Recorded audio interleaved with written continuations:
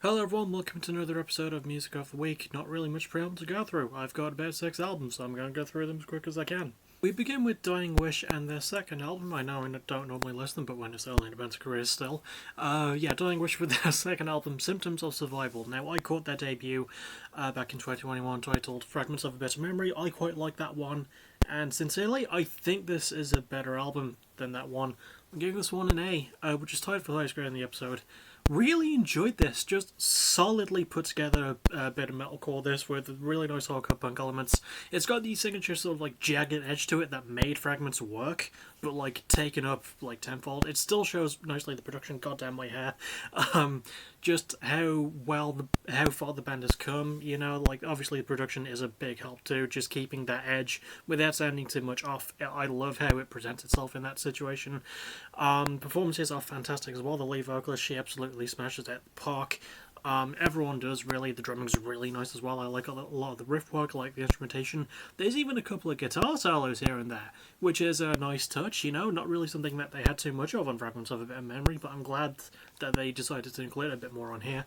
Performance is really good. I like the lyrical themes, and they've kept those themes of like abuse and violence and hatred, the things that were prevalent on their debut, still around on here, and I love how they tackle them with so much fucking honesty, and it feels like it comes from a very, very real place. Structurally wise, it's slightly shorter than Fragments, but that's not a deal breaker at all. It gets straight to its point really quick, has a very good tight pacing and really good consistent flow. And there's my cat sort of waking up over there. Absolutely a big recommend from me. Dying Wish are proving to be a very, very fun band to keep an eye on. Keep an ear out for, rather. So I recommend you do the same. Speaking of fun bands, we have one that's been around for a little bit longer. We have Frenzal Rhomb, I have no idea if I'm saying that correctly, who hail from Australia, I love the Aussies, with their newest album, The Cup of Pestilence. So, the album title and the album cover would hint at this being a doom metal thing. But I listened to it and it's not. It's this like skate punk melodic hardcore thing, and I don't know what it is about Australian bands just doing shit so well. But this is the other album that gets an A. I really fucking enjoyed this one. There's so much honesty and just so much fun and silliness to it. It's got this like very endearing charm. It's got like solid like melodic hardcore punk bangers like through and through. It's got 19 songs and it's compressed into about half an hour, but it doesn't feel like it's trying to rush through anything, you know, and that's a very difficult thing to balance. The band members all do a great job. I like the work of the guitarist. Again, really nice solos. Like the drum work, I like the bass. And this is a band that's pretty far into their career. This is my first album by them, after all. I think their first one in about 6 years. So I really fucking just enjoyed this one. I like the lyrical themes about like friendship, about where you come from, and weird stuff. Some of the song titles are bloody strange as well. Performances I've highlighted, but yeah, really good work from the band. I wish I could remember any of the members, but they all do a really good job. Solid riff work, really good pacing as well for such a short album. Again, 19 songs, round about half an hour, and doesn't feel like it's just trying to get through things as quickly as possible. I really enjoy that. So, yeah, another one I recommend you go listen to, especially if you just like good Aussie punk. This is really fucking good Aussie punk. Next, we have Heavy Lungs and their first full-length album, All Gas No Brakes. Heavy Lungs, for those who don't know, are a band who are probably best known for having a song written about the lead singer Danny Nedelko, titled Danny Nedelko, by Idols from their 2018 album Joy is an Act of Resistance. And Danny Nedelko, very difficult name to say over and over again, features heavily in that. But yeah, this is actually his band, and pretty solid stuff. Very nice post-punk alternative rocky sort of stuff. Giving this one a B+. I thought it had some really nice shining moments to it. I do feel like on occasion it was trying to get through things a little bit too quick, but I did like the overall riff. There's really nice layering to this, and it's a really good solid post-punk that doesn't waste time. We're just focusing on the posty elements and includes really nice punk elements as it goes. The main lyrical theme is that of anxiety and mental health, and I think the performances are really good, especially Danny himself. He does a really good job. The drummer for the band also does a solid job too, as do the bassist and the guitarist. Everyone's just really good on here. I think production-wise, I like the texturing of it. I think it's a really nicely mapped out sound, and I love how they really lean into the sort of, again, I like that they lean into the punky and sort of alternative rocky elements, and it's a really good mix of genres too. Showed well in the mix of the production, and structurally wise, yeah, really good flow. Maybe a few stop-start points here and there, but stop-start points rather, excuse me, but really good all in all, solid flow, and maybe a little bit repetitive but still very fun. And a really good debut from Heavy Lungs, and I hope that they put out new stuff soon. And as always, and I said this in my review on Discord, here's to the U, to the N, to the I, to the T, to the Y. Next we have a band called Johnny Booth and their new album Moments Elsewhere. So Johnny Booth this is also my first experience with them, but this is like their third album or something. They've had a weird career, I think, from what I was able to find. They put out their debut in 2012, their follow-up in 2019, and then this one back in July, rather. I've got it written down. I'm giving this one a B- though, which is tied for lowest grade, so still pretty good. I think it's really solidly put together, post-hardcore leaning metalcore-y stuff with some good hardcore punk elements. I think the performances are really good. They come off as quite earnest. The lead singer does a really good job. There's 7 band members too, so it could have run the risk of feeling like a lot, but everyone just fits their role so naturally, the drummer especially. I like the riff work. I think, ow, my finger's slightly dinged the table. I actually didn't have that much. I don't know why I complain that much.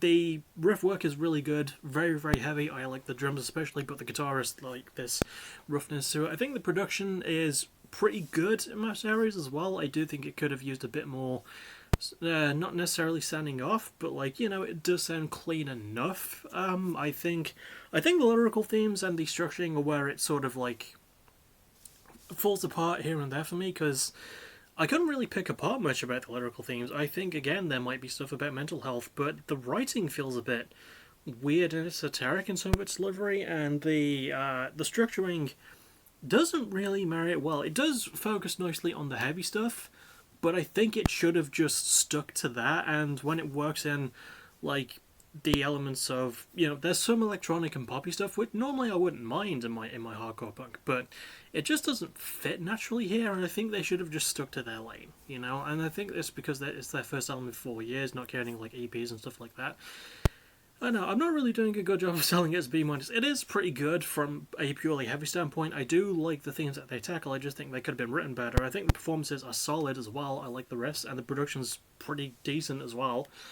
It's just there's some element about it that doesn't fully click for me, and I don't really know whose fault that was. But as it stands, it's good enough. Speaking of, our next one is a band called Race Traitor and their new album Creation and the Timeless Order of Things. If the name Race Traitor rings any bells, it's because they were a band that formed initially in the 90s, broke up later that decade, then reformed back in 2016.